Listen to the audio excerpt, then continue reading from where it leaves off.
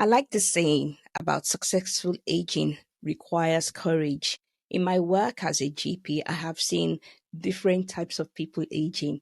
I have seen people aging courageously, and I've seen some people aging with bitterness, with anger, with depression, and I've seen some people aging with intent, with grace, and wisely.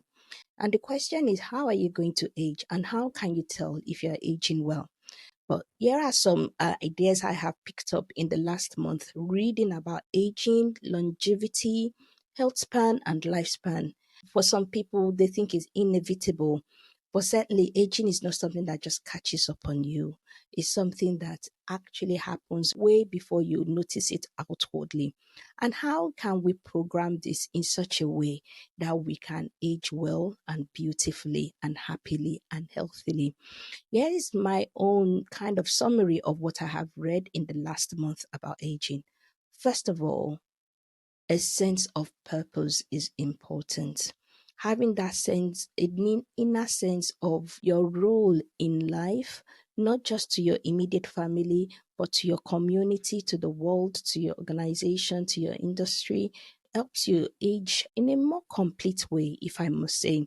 And in fact, if it has been found that people who live in Japan, Okinawa, have found this sense of ikigai, which helps them remain connected and having a strong sense of purpose through life. And it has actually been found that having that strong sense of purpose can lengthen your life by up to 7 years. And I think that is quite a big deal. The other one is having a sense of belonging. Research has actually shown that attending faith-based services or faith-based programs at least 4 times a month can increase your longevity by up to 4 to 14 years compared to not doing so at all.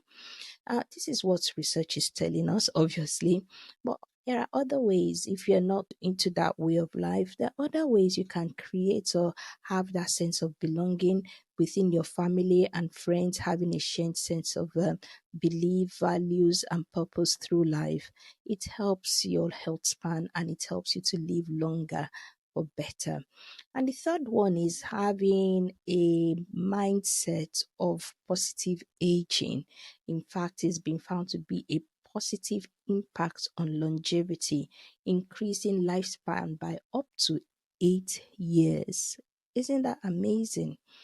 Now, I would now talk about what I call the common sense or the regular information you hear out there about our health in terms of things like your diet, your movement, your sleep, what kind of drinks, or in fact, avoiding toxic substances. These are all things that count towards your health span. For example, let's look at eating. Research has actually shown that eating slowly makes you feel fuller for longer.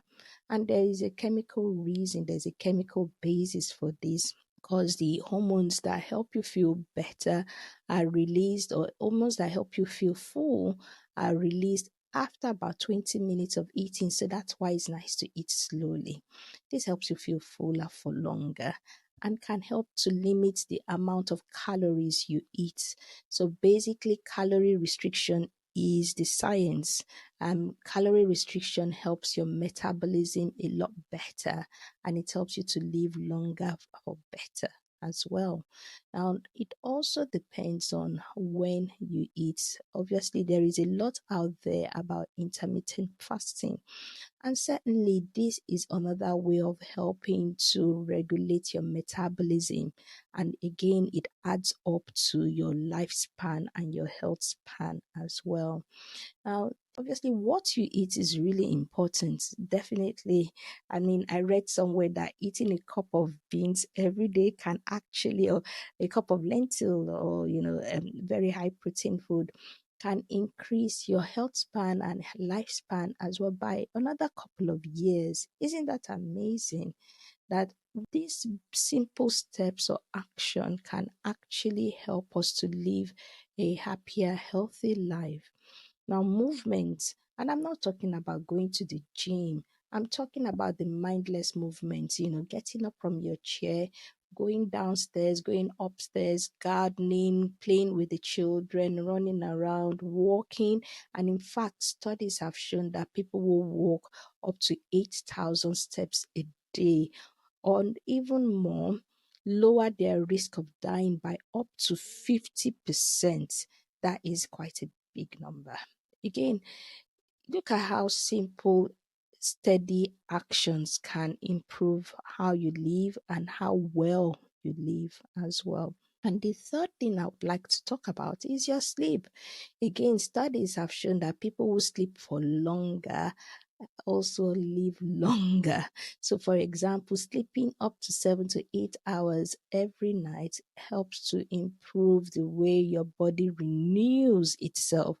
So, it's really important to consider how you have or how your approach to your life. One, that's what we call lifestyle. It's what I call your common sense approach to life, which needs to be sustainable throughout your lifestyle. And it's a whole life approach. It's not just for midlife, it's a whole life approach. The earlier you start taking into factor all of these different ways of living, the better your health is, especially if you kick this in earlier life rather than in later life. So I would just kind of go over everything again: having a sense of purpose, having a sense of belonging, having a great mindset, a positive mindset towards aging, and also the common sense of eating, drinking healthily, movement, sleeping, avoiding toxic substances. All of these are factors that add up to living well into old age. So, yes, it takes courage to age, but definitely aging well brings joy to you and joy to the people around you. So that's it for today. Please subscribe, like, and share.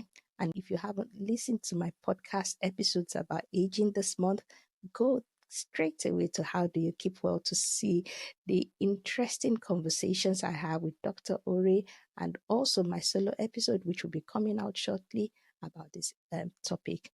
All right, have a great week. Bye.